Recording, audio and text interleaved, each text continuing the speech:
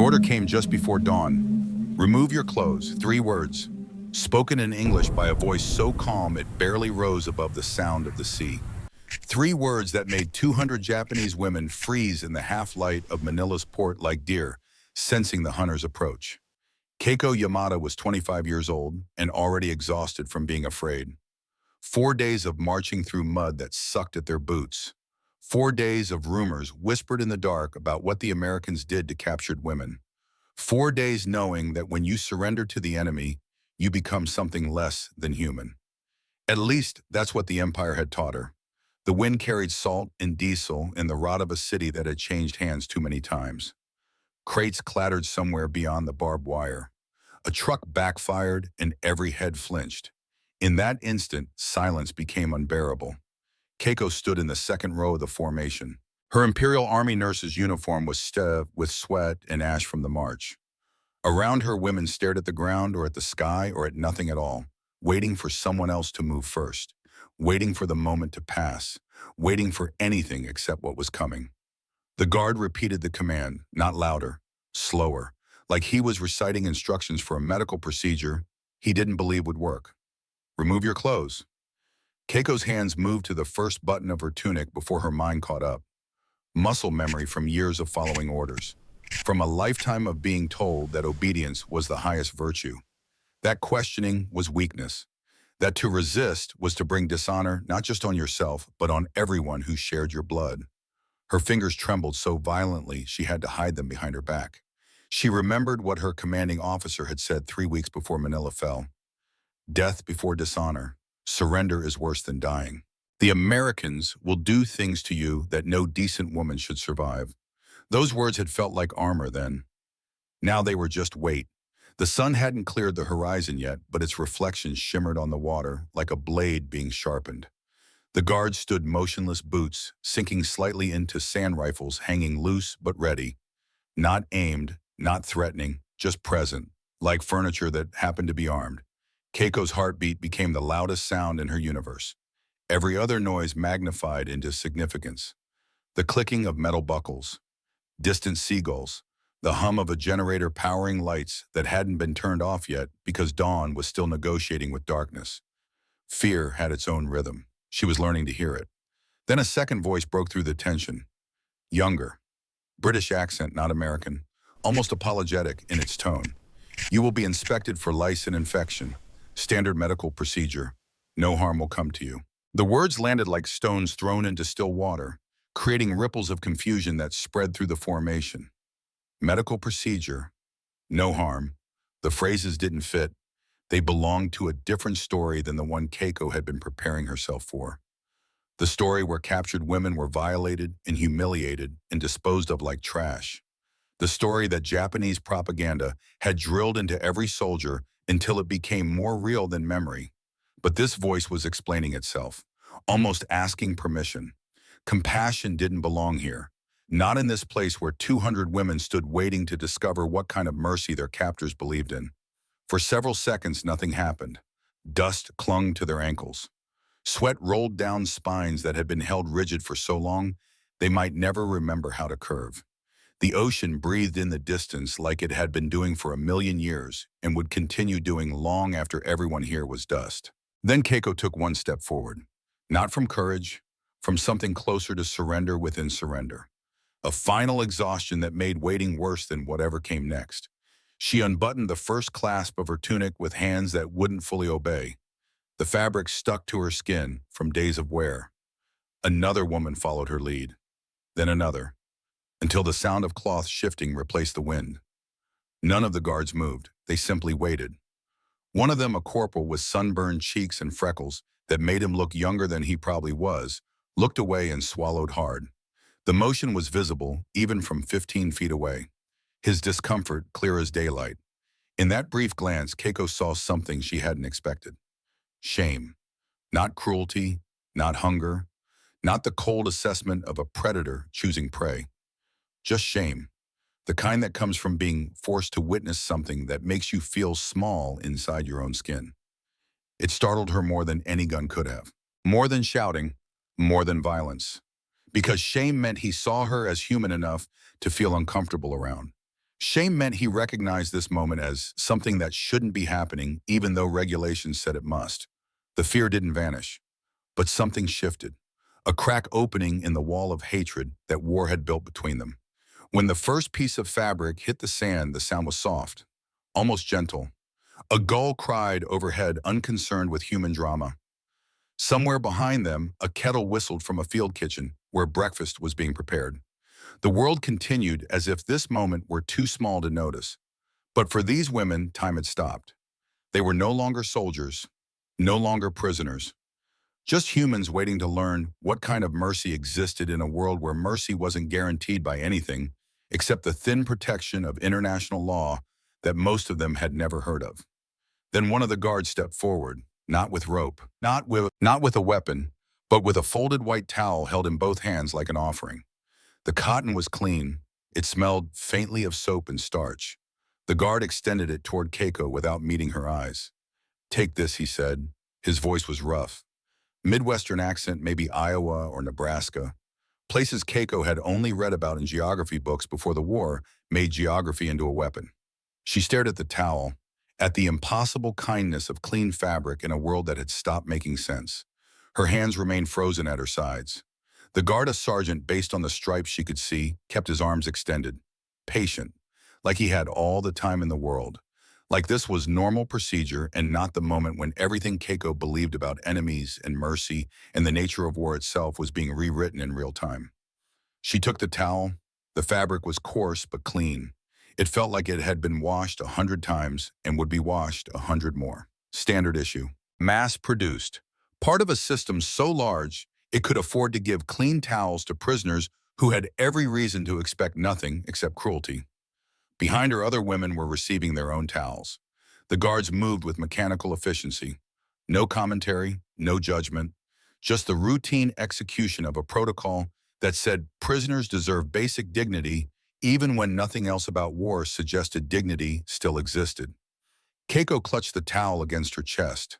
The weight of it felt enormous, heavier than any weapon she'd ever carried. Because weapons made sense in war. Towels didn't. Clean fabric given freely to enemies made no sense at all, unless mercy was real and systematic and applied without regard for who deserved it. The sergeant gestured toward a row of khaki tents behind the dock. White smoke rose from tin kettles. The smell of disinfectant cut through the salt air. "Step forward one at a time," he said. His voice was tired. Like he'd done this many times before, and would do it many times again. Like processing prisoners with basic decency was just another task on an endless list of tasks that war generated with industrial efficiency. Take the towel, proceed to the medical tent. The words were simple, the grammar basic, but the tone carried something Keiko recognized from her own nursing training. The voice of someone trying to maintain order, not through fear, but through the stubborn insistence that procedures existed for good reasons. The line began to move. Women shuffled forward, holding their towels like talismans. The guards stood apart, forming a path but not blocking it. There were no shouts, no blows, no threats. Only the steady rhythm of breathing and shuffling feet and the distant hiss of boiling water. Keiko walked toward the tent, her mind racing faster than her feet could carry her. Every step felt like moving through a dream where the rules kept changing, where the enemy behaved like something other than what 5 years of propaganda had promised. Inside the tent, light changed. Sunlight filtered through canvas, turning everything golden. Warm, almost gentle.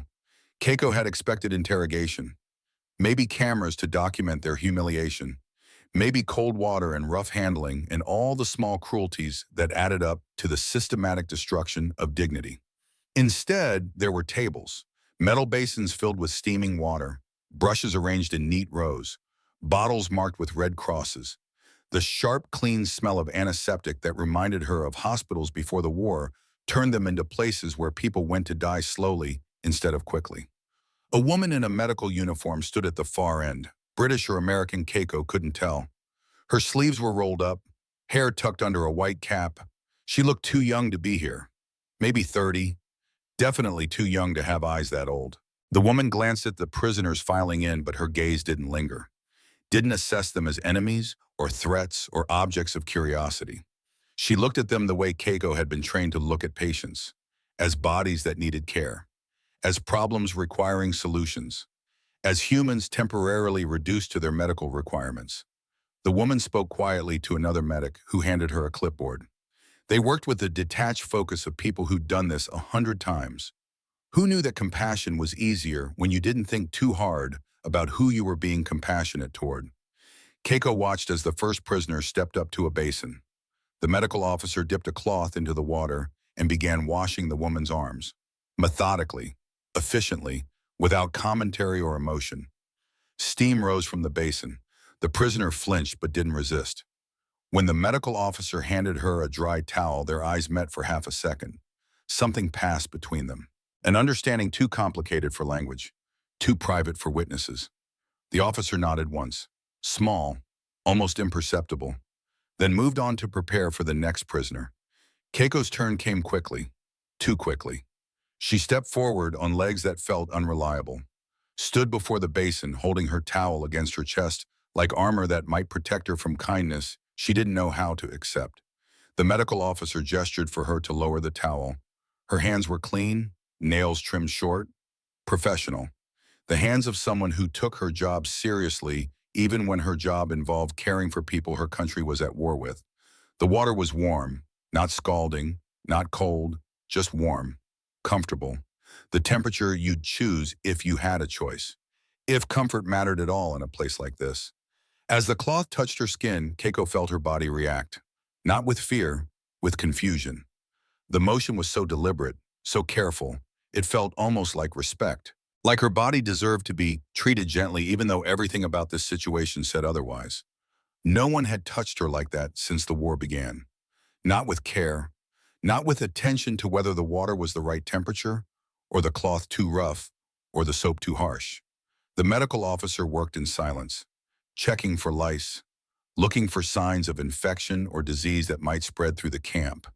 Standard procedure, standard care, applied to enemies as if enmity didn't matter when weighed against basic medical protocol.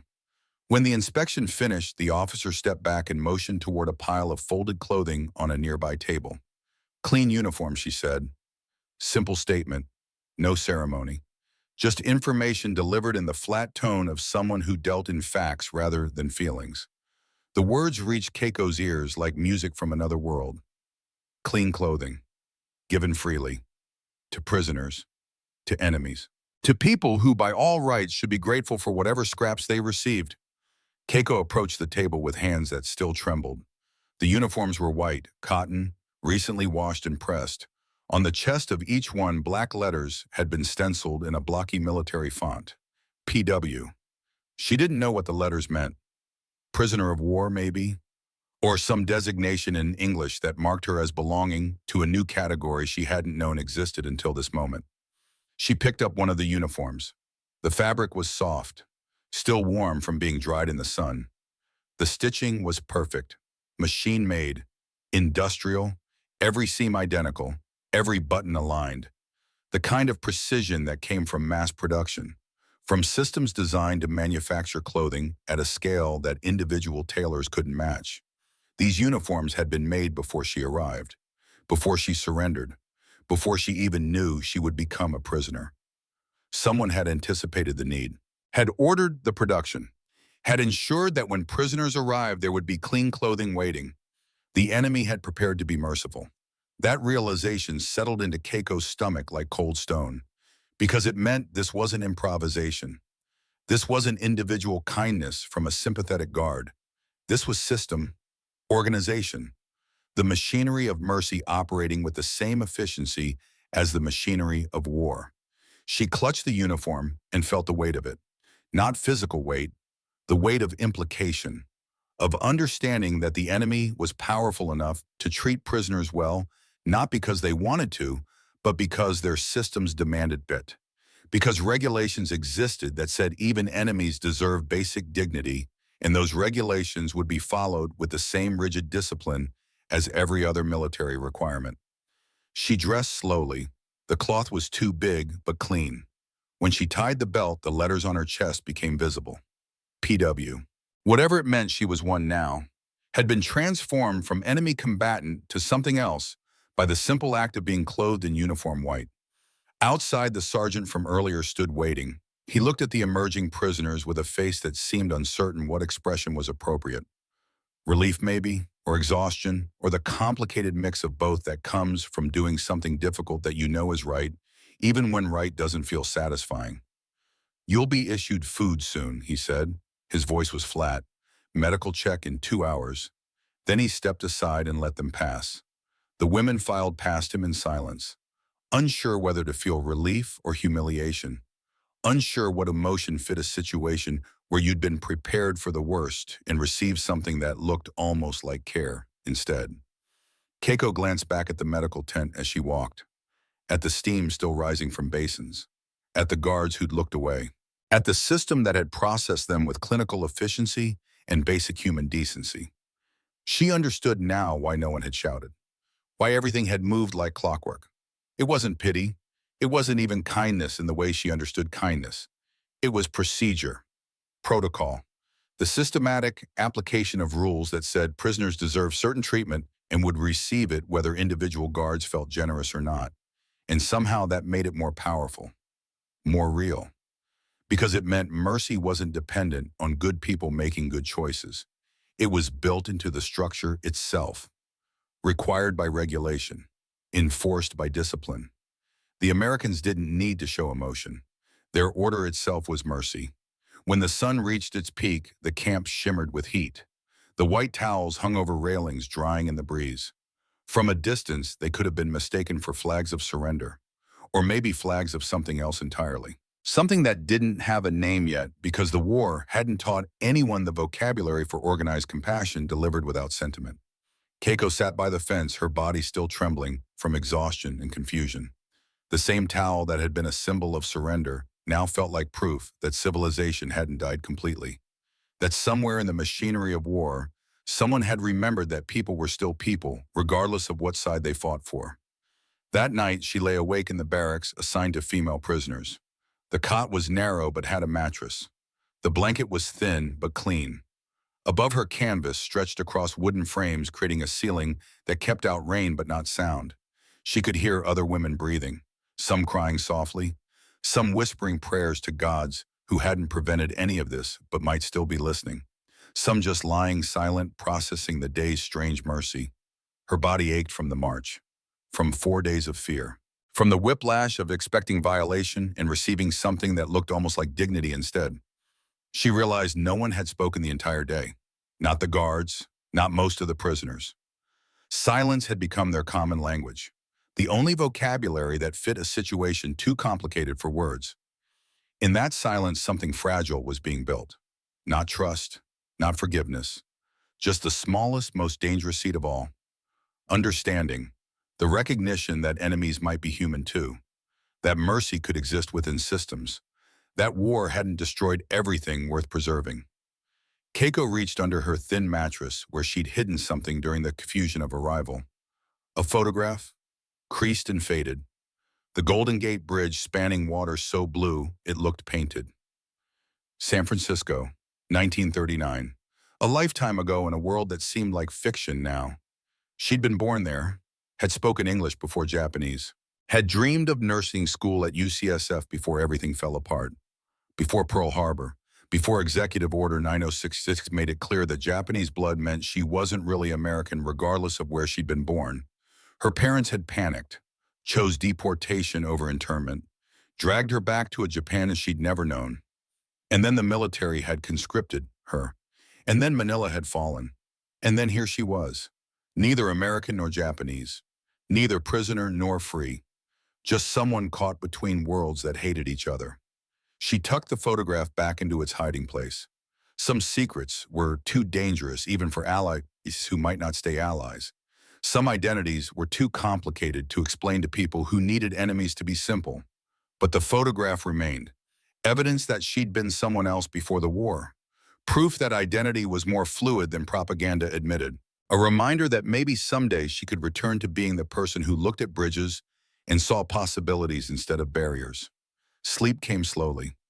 When it finally arrived, she dreamed of bacon, of San Francisco kitchens, of her grandmother's hands making breakfast on Saturday mornings when the world was small and safe, and promised to stay that way.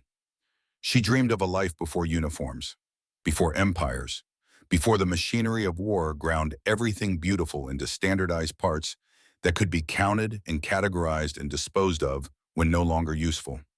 She dreamed of mercy that didn't need to be organized because it came naturally, from love instead of regulation, from choice instead of requirement. But when she woke, she was grateful even for the systematic kind, for the mercy of protocols, for the kindness of rules followed by people who might not feel kind, but who did kind things anyway because discipline demanded it. She was grateful for white towels and warm water and uniforms that fit well enough. She was grateful to be alive in a way that still felt human. And that gratitude, unexpected and uncomfortable and completely unearned, would change everything that came after. The smell arrived before dawn. Bacon. Not the memory of bacon, not the idea of bacon whispered through propaganda or rationed into paper-thin promises. Real bacon. Thick-cut American bacon fat rendering into liquid gold on cast-iron griddles that had seen 1,000 Texas mornings before this one. The scent moved through the Manila camp like a ghost returning from a better world. Keiko woke to it. Her eyes opened in darkness, and for 3 confused seconds, she was 7 years old again. Saturday morning in San Francisco. Her grandmother's kitchen. The radio playing swing music. The promise that breakfast meant safety, that the world was fundamentally good. Then memory returned. The barracks. The white uniform marked with black letters. The war that had just ended but somehow hadn't finished with her yet. The bacon smell remained. Impossible. Undeniable. Beside her cot, Hannah sat up, nostrils flaring. The young nurse's face cycled through confusion, recognition, then something that looked like pain. "Is that?" Hannah whispered in Japanese. "Don't," Yuki hissed from across the aisle. The former teacher's wrist was still bandaged from her suicide attempt 3 nights before. Her voice carried the weight of someone who tried to escape and failed. "Don't acknowledge it. Don't let them see you want it." But want had nothing to do with it anymore. The smell triggered something deeper than hunger.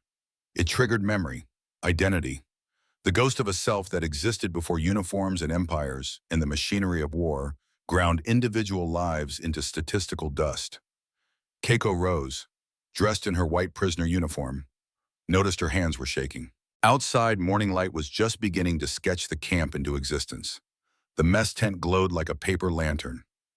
Inside, she could hear the percussion of breakfast being prepared. Metal on metal, the sizzle of fat.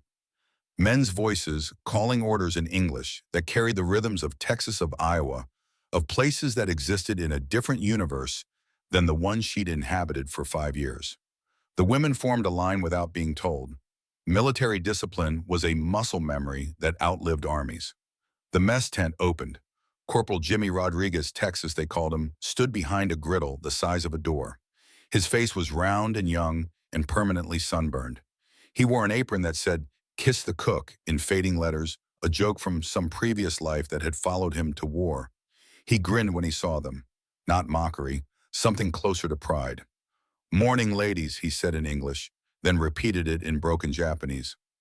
"Good morning, today special. Today, real American breakfast." Beside him, Sergeant Morrison stood at attention, wooden and uncomfortable. He wouldn't meet Keiko's eyes. Hadn't since the night he'd found her letter. Since the night he'd learned she was something other than what the war required her to be. "Everyone gets 2 servings, Morrison announced. His voice was flat. Official.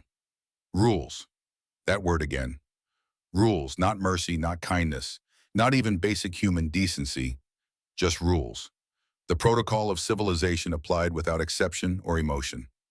Keiko stepped forward, accepted the tin tray that Texas handed her, watched as he loaded it with an efficiency that suggested he'd done this 10,000 times before.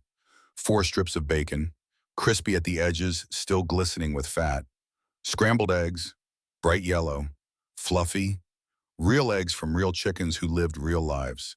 2 slices of white bread, toasted, buttered. So white it looked like something from a dream, and something she didn't recognize. Shredded potatoes, fried golden, seasoned with salt and pepper. Hash browns, Texas said, noticing her confusion. He mimed eating. "Very good, very American." The tray weighed almost nothing. The food weighed everything. Keiko carried it to a table, sat, stared at the meal like it might vanish if she looked away. Around her, other women were experiencing the same paralysis. 200 prisoners, 200 trays, 200 individual confrontations with the reality that their enemy had just fed them better than their own empire ever had. Some cried silently, some sat frozen. One older woman, Tomoko, who'd been a radio operator, picked up a piece of toast and simply held it to her face, inhaling, breathing in the smell of wheat and butter and the mechanical abundance of American agriculture. Yuki refused her tray entirely. She sat rigid at the end of the table, arms crossed, watching the others betray their principles with every bite. Her bandaged wrist rested on the table like an accusation. But even Yuki's hands trembled. Keiko lifted a strip of bacon. The grease marked her fingers. She brought it to her mouth. Bit down. The universe collapsed into a single point of sensation. Salt, smoke, fat, comfort. The taste exploded across her tongue and rewrote 5 years of war in a single second. Suddenly she was in her grandmother's kitchen. The sun was coming through lace curtains. The radio was playing Benny Goodman. Her mother was laughing at something her father said. The world was small and safe and promised to stay that way forever. The tears came before she could stop them. She pressed her hand to her mouth, trying to hold everything in. The bacon, the memory, the sudden overwhelming grief for a version of herself that the war had killed more thoroughly than any bullet.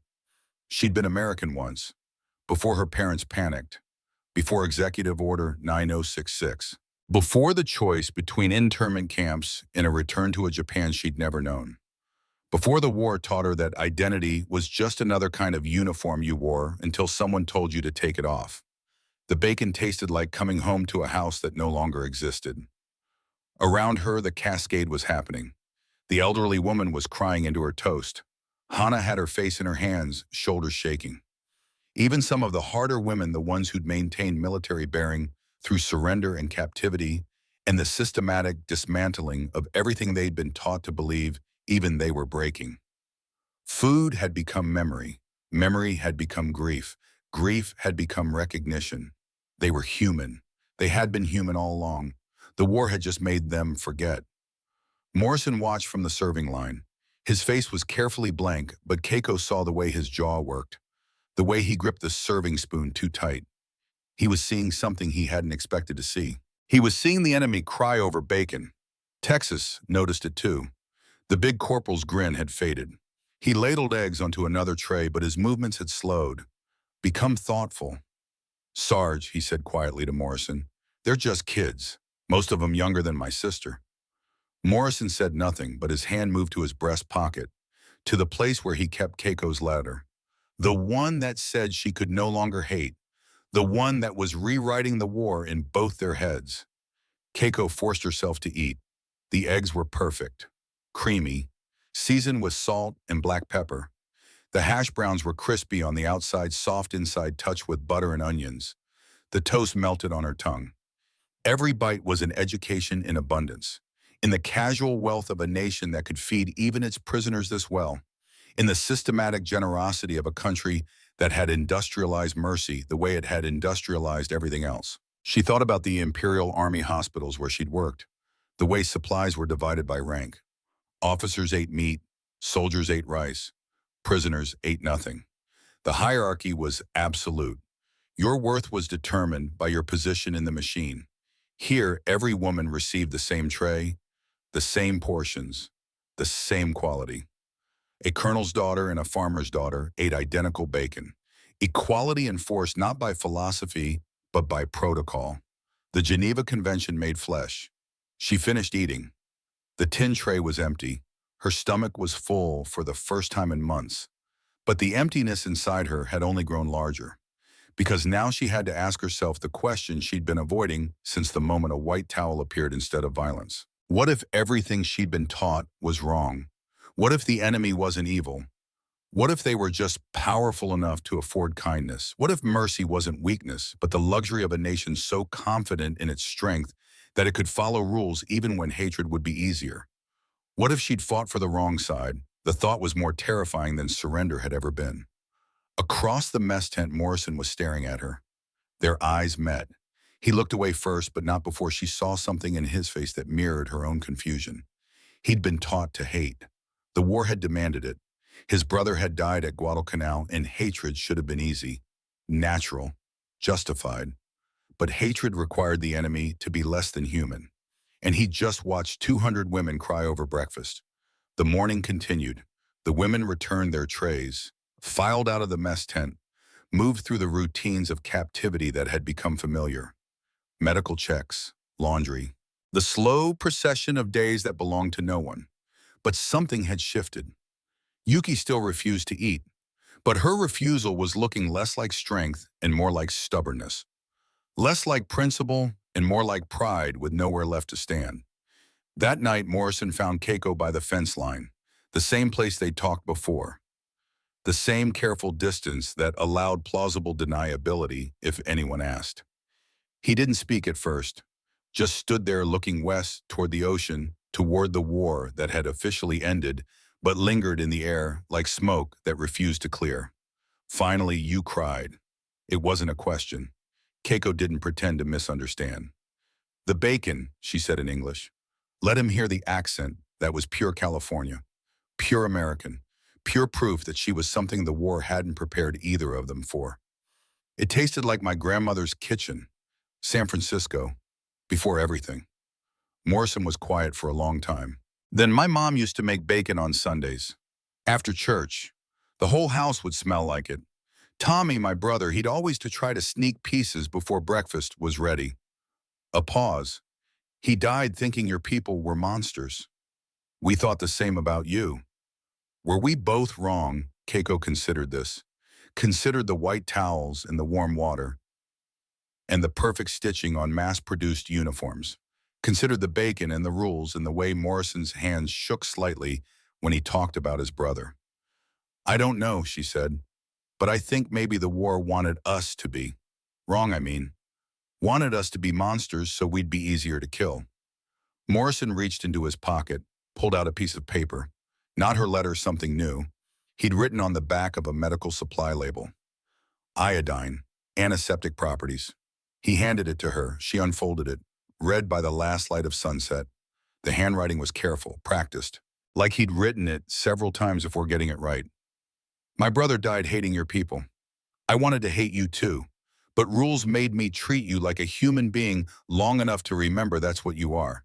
Maybe that's what protocols are for, to keep us human when everything else tries to make us monsters." Keiko read it twice, folded it carefully, placed it in her uniform pocket next to the photograph of the Golden Gate Bridge that she'd managed to keep hidden through surrender and captivity in the systematic stripping away of everything that made her who she was. "Thank you," she said. "For what?" "For remembering." Morrison nodded, started to leave, then turned back. "The war's over," he said, "but we're still here, still following the same rules. Still," he struggled for words, "still trying to figure out what we do when the enemy stops being simple." He walked away before she could respond. Keiko stood by the fence until full dark, thinking about bacon and brothers and the strange mercy of systems that treated people fairly even when fairness wasn't deserved, even when fairness was harder than hatred. She thought about writing another letter, but some things were too complicated for words. Instead, she touched the paper in her pocket. Morrison's confession. His attempt to make sense of a war that had stopped making sense the moment they both realized the enemy was human. Behind her in the barracks, she could hear the other women settling in for the night. Some were talking quietly. Some were silent. But the quality of the silence had changed. They'd been fed, really fed, by people who had every reason to let them starve, by a system that valued rules over revenge. And tomorrow they'd be fed again, and the day after, and the day after that, until the routine of mercy became something they could almost trust, until the enemy became something they could almost understand. The night was warm. The ocean breathed in the distance. Somewhere in the darkness, a generator hummed, keeping the camp lit, keeping the protocols running, keeping the machine of civilization grinding forward, and even when civilization itself felt like a lie the war had exposed. But maybe that was the point. Maybe civilization was just the decision to keep following rules even when, especially when breaking them would be easier. Maybe mercy was just the choice to treat people fairly even when fairness wasn't efficient or emotionally satisfying or anything except difficult. Maybe that's what made it mercy. Keiko returned to her cot, lay down, stared at the canvas ceiling. Her stomach was full. Her heart was confused. Her identity was fractured into pieces she didn't know how to reassemble. But she was alive, and tomorrow there would be bacon. And somehow, impossibly, that felt like enough. 3 days later, the inspection came. Morning formation, standard procedure. But this time the British corporal who ran the daily checks had a new expression on his face. Something harder, more suspicious. All prisoners, he called out. Bring mattresses outside. Spot check for contraband. The words hit Keiko like cold water. Her second letter, the one she'd written after saving Yuki's life. The one she'd stopped hiding because she'd thought foolishly, she now realized that maybe honesty was possible here. She'd been wrong. The women dragged their mattresses into morning light, lined them up in neat rows, stood at attention while guards worked methodically down the line, lifting corners, checking seams, searching for anything that prisoners shouldn't have. Keiko watched Morrison approach her cot. His face was carefully neutral, professional, but she saw the slight hesitation before his gloved hands found the paper she'd left on top of her folded blanket. He unfolded it. Read. His eyes moved to where she stood 20 feet away. She kept her gaze forward. Military bearing. Show nothing. But inside her heart was trying to break through her ribs. The letter was in English. The letter confessed everything. The letter said mercy was more difficult to bear than punishment because it forced you to see yourself through enemy eyes. The letter was evidence that she wasn't just a prisoner.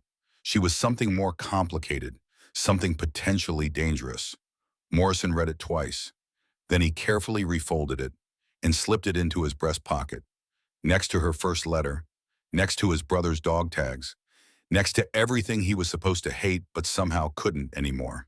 He moved to the next mattress. Keiko didn't breathe for 30 seconds. When the inspection ended, when the mattresses were returned to barracks, when the women dispersed to their various duties, Morrison caught her eye across the yard. He touched his breast pocket, once, deliberately. The message was clear. I'm keeping them, both of them. Your secrets are safe. But why, that evening she found out. Morrison left a note on her cot, folded the same way she folded hers, written on the same medical supply labels they both used because paper was scarce and secrets needed to hide in plain sight. I should report you. Prisoner with perfect English. Possible intelligence risk. Potential security threat. That's what the manual says. But the manual doesn't account for what happens when you watch someone cry over bacon, when you see them save an enemy's life, when their letters make more sense than anything your own side has told you. I'm not protecting you because I think you're innocent. I'm protecting you because I think innocence stopped mattering the moment we all became part of this machine. We're just trying to survive it with our humanity intact. That's harder than surviving the war itself. Keiko read it 3 times, then burned it in the small stove they use for heating water. Watched the paper curl and blacken and disappear. But she memorized every word first, because Morrison was right. The war hadn't ended. Not really. It had just transformed into a different kind of battle. The struggle to remember who you were before the machine tried to make you into something simpler, something easier to categorize, something that could be loved or hated without complication. They were both failing that battle, and somehow in that failure they were both winning something more important. The night deepened, the camp settled into its rhythms, generators hummed, guards changed shifts. In the medical tent, Dr. Carter worked late updating files on prisoners who'd arrived sick and were slowly healing under a systematic care that made no distinction between friend and enemy. In the mess tent, Texas was already prepping tomorrow's breakfast. More bacon, more eggs, more hash browns. The routine of abundance that said more about American power than any bombing campaign ever could. And in the barracks, Keiko lay awake thinking about letters and bacon and the strange mathematics of mercy. She was a prisoner. She was American. She was Japanese. She was a nurse. She was a woman. She was an enemy. She was a human being.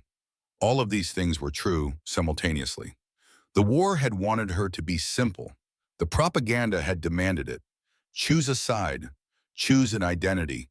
Choose a truth that was clean and clear and easy to fight for. But truth wasn't clean, and identity wasn't simple. And mercy, it turned out, was the hardest choice of all, because mercy required you to see the enemy as human, to feed them when you could let them starve, to follow rules when revenge would be easier, to keep letters when reporting them would be safer. Mercy required you to be more than the war tried to make you, and that Keiko realized was exactly why it mattered. The bacon would come again tomorrow. The rules would continue. The protocols would march forward with mechanical inevitability. And somewhere in that grinding machinery of organized kindness, something almost like hope was starting to grow. Not hope for victory, the war was already over. Hope for something harder, the possibility that humans could choose to be decent even when decency wasn't easy, even when the other option was justified, even when hatred would feel better than the complicated weight of treating enemies like people who deserve breakfast. Keiko fell asleep thinking about bacon and woke up believing for the first time since surrender that maybe survival was worth the cost. The radio crackled at noon, August 15th, 1945. The sun hung directly overhead, bleaching color from the canvas tents, turning shadows into sharp-edged geometry. Heat rose from concrete in visible waves. Inside the command tent, officers gathered around a field radio that hissed and popped, with static from Tokyo from distance from the weight of history trying to squeeze itself through copper wire and electromagnetic waves. Then a voice, thin, formal, speaking Japanese with a particular cadence of imperial decree. Emperor Hirohito, the living god, the divine wind made flesh, admitting defeat, accepting the provisions set forth in the declaration issued by the heads of the governments, the United States, China, and Great Britain. The words continued, but Morrison stopped hearing them as language. They became pure sound, the frequency of surrender, the tone of an empire collapsing into its own gravity well. He stood near the tent entrance, close enough to hear, far enough to maintain the pretense that this wasn't the most important moment of his life. His hand moved unconsciously to his breast pocket, to the 2 letters he carried like contraband, like evidence of something the war hadn't prepared him to understand. Around him, officers removed their helmets. Some stood at attention, others simply sat down hard, their strings cut by invisible scissors.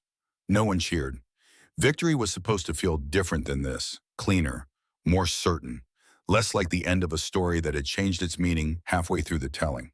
The broadcast ended, static returned. The radio operator switched it off. In the silence that followed, Morrison heard the ocean, heard generators, heard his own heartbeat loud in his ears. The war was over, which meant the rules would change, which meant the prisoners would go home, which meant Keiko would disappear back into whatever remained of Japan, and he would return to Iowa, and the strange alliance they'd built out of letters and bacon, and the systematic mercy of protocols neither of them had chosen would dissolve like smoke. He realized with the clarity of unwelcome revelation that this felt like loss. The British corporal appeared at his elbow. Prisoners need to be informed. Should we assemble them? Morrison nodded, couldn't trust his voice yet. They found the women in the usual places, laundry detail, medical tent, recreation area where they were allowed to sit in shade and pretend they had choices about how to spend their time. Formation, the corporal called. All prisoners, main yard, now. The women assembled with the automatic precision of people who'd been trained to obey before they'd been trained to think. 200 bodies falling into neat rows, faces carefully, blank eyes forward. Keiko stood in the second rank. Morrison could see her from his position near the platform where the corporal would make the announcement. She looked smaller than usual in her white uniform. Younger. Like the war had been aging her in reverse, stripping away the hard shell of military bearing to reveal something more fragile underneath. The corporal cleared his throat, spoke in English first, then waited while an interpreter translated to Japanese. As of 1200 hours local time, the Empire of Japan has accepted terms of unconditional surrender. The war in the Pacific is officially concluded. You will be repatriated to Japan as soon as transportation can be arranged.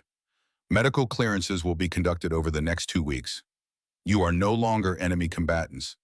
You are displaced persons under the protection of the Geneva Convention until such time as you can be returned to your country of origin. The words fell into silence that felt like snow, cold, muffling, making everything distant and strange.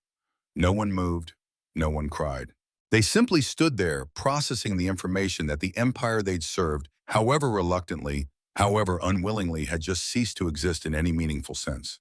Keiko's face remained neutral, but Morrison saw her hands clench at her sides, saw the slight forward tilt of her body like she was about to collapse, but caught herself at the last second.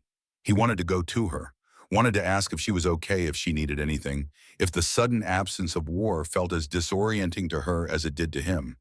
But regulations existed for exactly these moments. When impulse tried to override procedure, when human feeling threatened to complicate the clean lines of military order. So he stayed where he was and watched her stand there alone, surrounded by 200 other women who were equally alone, all of them processing the news that they'd survived but had no clear idea what they'd survived into. The formation was dismissed. The women drifted apart like leaves released into still water. Some returned to barracks.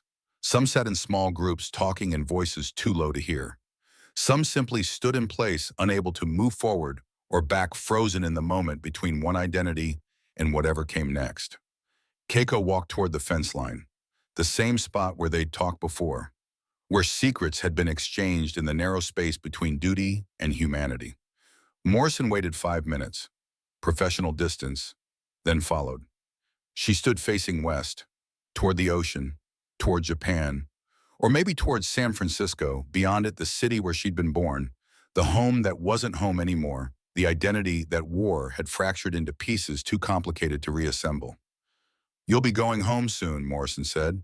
She didn't turn. Which home? The question hung between them like smoke. Morrison had no answer. What could he say?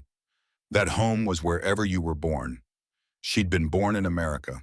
That home was wherever your parents came from. Her parents were dead, killed in bombing raids on Tokyo. That home was wherever you belonged. She belonged nowhere. The war had made sure of that. Instead, he pulled out her first letter, the one he'd found in her mattress 2 weeks ago, the one he'd carried every day since reading it so many times the paper had gone soft at the creases. "This was yours," he said. "I kept it because it reminded me I hadn't forgotten how to be human. Thought you should have it back." Keiko turned, looked at the letter like it was evidence from a crime scene, something that would incriminate her if examined too closely. She took it with trembling hands. "Why are you doing this?" Her voice was barely above a whisper. "Because mercy isn't about deserving it. It's about remembering we're all human, especially when it's hard." He pulled out a second piece of paper, clean, no medical labels this time. Official stationery he'd requisitioned from supply. He'd written his address in careful block letters. Morrison Family Farm, Cedar Rapids, Iowa. "If you ever need anything."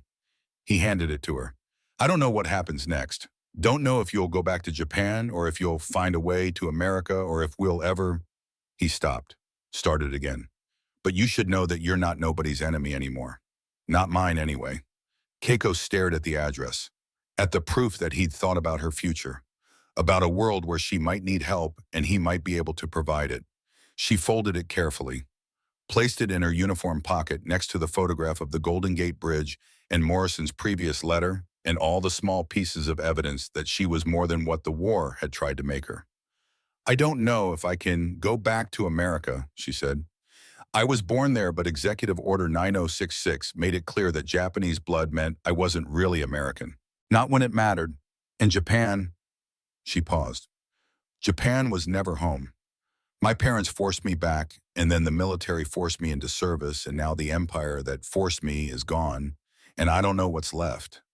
Morrison had no solution, no wisdom, just the dumb solidarity of someone who'd also been shaped by forces beyond his control and was trying to figure out how to be human in the aftermath. "My brother died at Guadalcanal," he said. "I joined up wanting to kill every Japanese person I could find. Wanted revenge so bad I could taste it. Then they assigned me to a POW camp, told me to follow protocols, handed me a manual about the Geneva Convention." He laughed without humor. "I was so angry. Felt like they were asking me to betray Tommy's memory by treating you people like you deserve breakfast. What changed? You did, all of you, when you cried over bacon. When you saved Yuki even though she tried to die. When you wrote letters that made more sense than anything my own side told me." He looked at her directly. "The war wanted you to be simple, an enemy I could hate cleanly, but you were complicated, human, and that was harder to deal with than hatred ever was. Keiko was quiet for a long moment. Then, thank you. For what? For being complicated too. They stood in silence while the camp continued its routines around them. Guards changing shifts, prisoners moving between duties, the machinery of organized mercy grinding forward, even though the war that had necessitated it was over. Finally, Morrison spoke again. There's something I need to tell you, something I should have said earlier. Keiko waited. I'm not a good person, Morrison said. I followed the rules because that's what I was ordered to do, not because I believed in them. Not at first, anyway. I treated you fairly because regulations said I had to, not because I wanted to. He paused. But somewhere along the way, the rules changed me, made me act like a decent person long enough that I started becoming one. And I think, he struggled for words, I think that's what protocols are for, to make us better than we naturally are, to force us to be human even when hatred feels easier. That's mercy, Keiko said softly, the systematic kind, the kind that works even when individual people fail. Morrison nodded. Your grandmother's kitchen, the one you remembered when you tasted bacon. Tell me about it. So she did. She told him about Saturday mornings in San Francisco, about the lace curtains and the radio playing Benny Goodman, about her grandmother who spoke no English but communicated perfectly through food, about feeling safe in a way that had nothing to do with borders or empires or the ideologies that would later tear everything apart. Morrison told her about Iowa, about Sunday breakfast after church, about his mother's kitchen that smelled like bacon and coffee and the casual abundance of American farming, about his brother Tommy who always tried to sneak extra strips before the blessing was said. They traded memories like currency, like proof that they'd both been human before the war tried to make them into something simpler. The sun moved lower. The shadows grew longer. The day bent toward evening. What happens now, Keiko asked. Now we follow procedure. Medical clearances, repatriation processing. You'll be on a ship to Japan within 3 weeks. Morrison's voice was carefully neutral. And I'll go back to Iowa, take over the farm, try to forget that war ever happened. Will you forget? He touched his breast pocket again. No, I don't think I will. Keiko smiled, small, sad, real. Me neither. They parted without shaking hands. Regulations. But something had been exchanged that was more binding than any formal agreement. Over the next 2 weeks, the camp transformed. The routines continued: breakfast, medical checks, laundry, but the purpose behind them had changed. They weren't maintaining prisoners anymore. They were preparing displaced persons for a return to a country that had been defeated so thoroughly it might not recognize them when they arrived. Dr. Carter worked long hours ensuring every woman was healthy enough for the voyage. She pulled Keiko aside one morning in the medical tent. You're a good nurse, Carter said. Better than good. You should be practicing medicine, not. She gestured at the camp, at the whole complicated aftermath of war. I don't know if I can, Keiko admitted. In Japan, I'm tainted by association with America. In America, I'm Japanese. Enemy, blood. Neither country wants me. Carter handed her a business card. Official, embossed, real. Walter Reed Hospital, Washington, D.C. That's where I'll be stationed after demobilization. She wrote something on the back. That's my personal address. If you ever make it back to America, and I think you should try, contact me. I have colleagues at UCSF. We can help. Keiko stared at the card like it was a passport to an impossible country. Why would you help me? Because the war's over, Carter said simply, and because spite is a terrible reason to waste a good nurse. You saved Yuki's life. That's all the recommendation I need. The departure day came gray and early. Trucks lined up outside the camp gates. The women assembled one final time, wearing the same white uniforms marked with black letters, carrying nothing except what they'd accumulated in captivity, which was almost nothing. Some had letters. Some had small gifts from guards who'd bent regulations in the final days. Photographs, spare socks, chocolate bars saved from rations.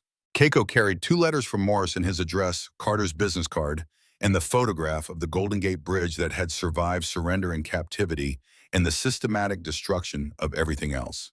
She stood in line waiting to board the trucks that would take them to the docks, to ships, to a Japan she didn't know how to belong to.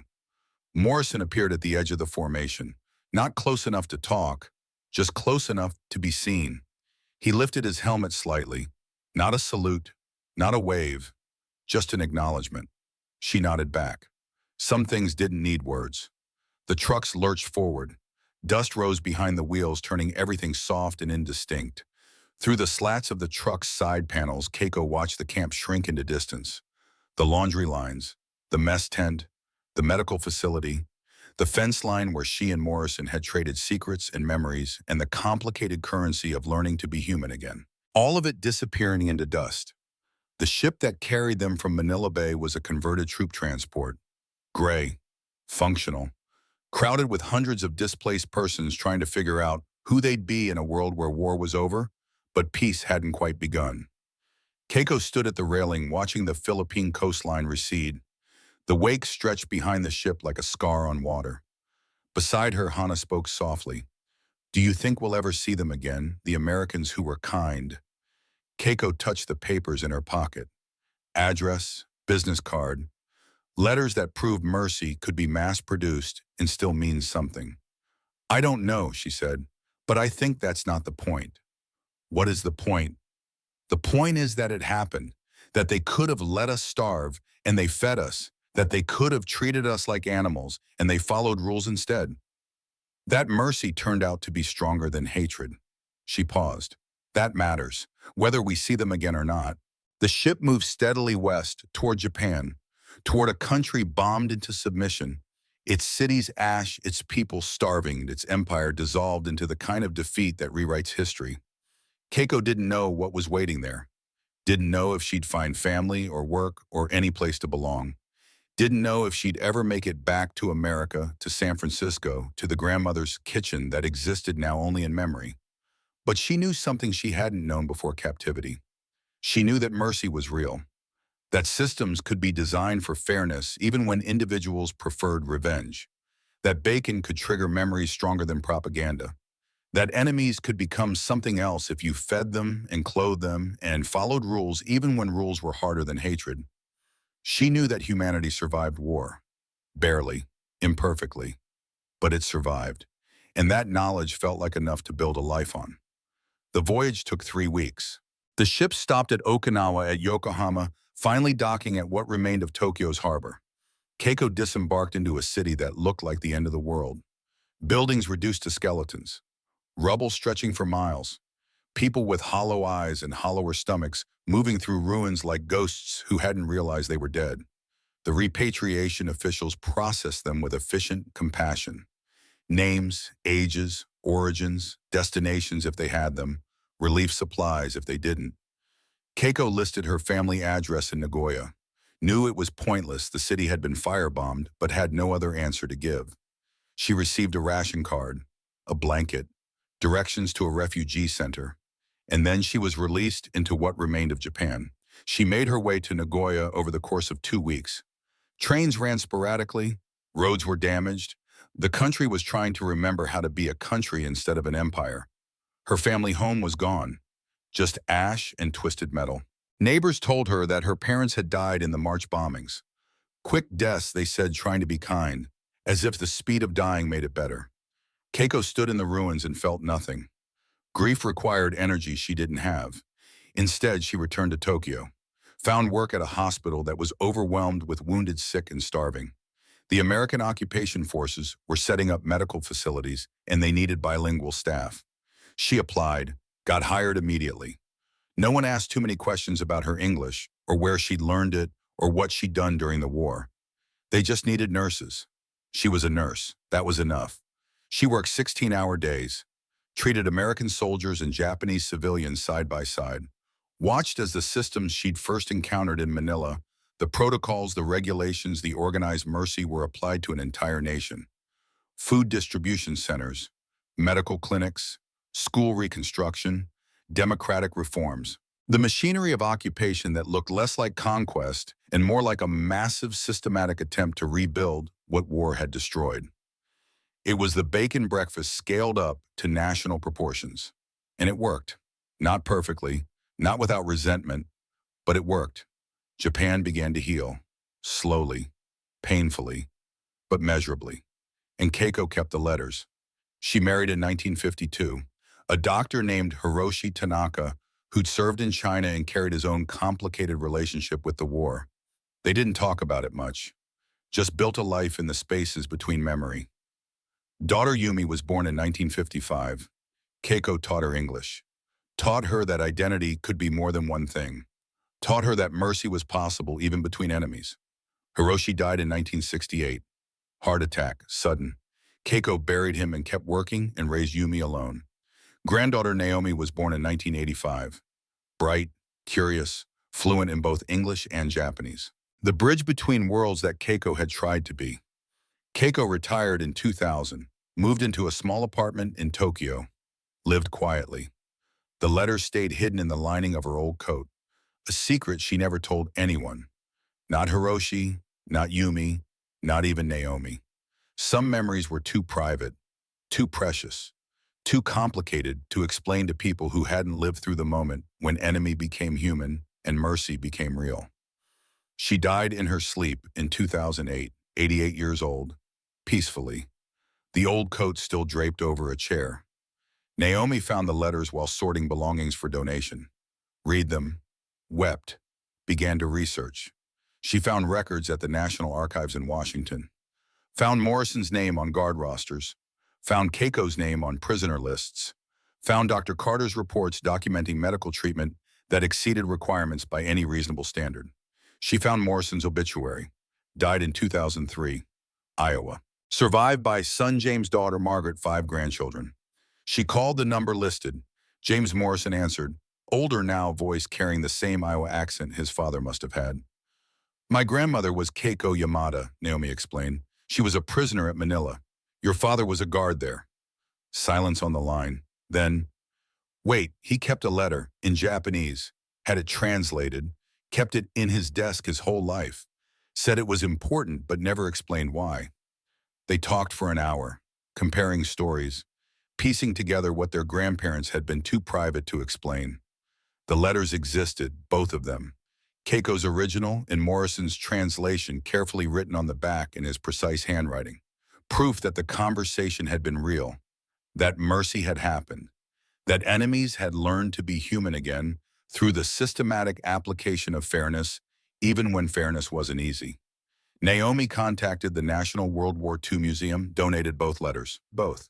Explained the context. The museum created an exhibit, 2 letters under glass, preserved, protected, lit by soft lights that made the aging paper look almost sacred. Keiko's handwriting on one side, Morrison's translation on the other. A conversation between enemies who discovered they were human. The plaque read simply, "Mercy outlasts victory." The exhibit opened in 2010. Naomi flew from Tokyo. James Morrison drove from Iowa. They met for the first time in front of the display that documented a moment neither of them had witnessed, but both of them had inherited. Keiko Yamada was your grandmother, James said. Statement, not question. David Morrison was your father. They shook hands, strangers connected by letters and bacon, and the systematic mercy of protocols that had kept 2 people human when war wanted them to be simple. Did she ever talk about it? James asked. Never. I only found the letters after she died. Same. Dad kept that letter in his desk. Said once that mercy was the hardest thing he ever had to learn. Didn't understand until now. They stood together, reading words written 65 years ago by people trying to make sense of a war that had stopped making sense. Around them, the museum filled with visitors. Veterans, students, families trying to understand how people who'd been trained to hate had learned to see each other's humanity. Naomi read her grandmother's words aloud, softly, like prayer. We were taught that surrender erased honor, but here I see men who have more honor than those who taught me.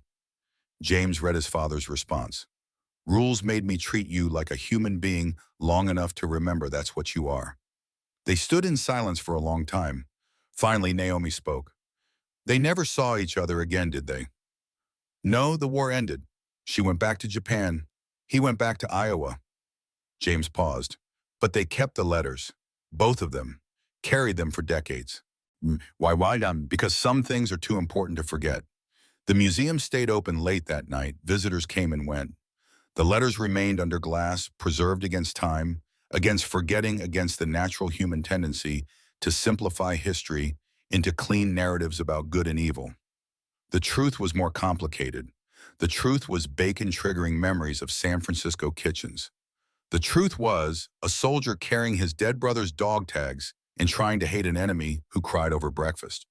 The truth was systematic mercy that worked not because people were good, but because rules forced them to act better than they felt. The truth was that humanity survived war by the thinnest margin, by protocols and regulations and the stubborn insistence that enemies deserved clean towels and warm water, and bacon even when revenge would be easier. The truth was complicated, and the truth mattered, because mercy outlasted victory. Because the letters survived when the war didn't. Because two families met 65 years later in front of a museum display and recognized that their grandparents had been more than the war tried to make them. They'd been human, and they'd remembered it even when remembering was the hardest thing in the world. The lights dimmed, the museum prepared to close. Naomi and James exchanged contact information, promised to stay in touch, walked out together into a Washington evening that was warm and ordinary and peaceful in ways their grandparents had fought to make possible. Behind them, the letters remained. Evidence, testimony, proof that mercy was real, that systems could be designed for fairness, that bacon could mean more than breakfast, that enemies could become human if you treated them fairly long enough. That war destroyed almost everything, but not quite everything. Some things survived, letters, memories. The stubborn insistence that people deserved dignity even when dignity wasn't deserved. Some things outlasted victory itself, and those were the things worth remembering, worth preserving, worth passing down to children who would never know war but needed to understand what their grandparents had learned in its aftermath. That mercy wasn't weakness. It was the hardest form of strength because it required seeing enemies as human even when everything said not to, especially then. The museum closed, the lights went dark, but the letters remained, waiting for tomorrow's visitors, ready to tell their story again, and again, and again, for as long as anyone needed to remember that humanity survived by the thinnest margin, and that margin was called mercy.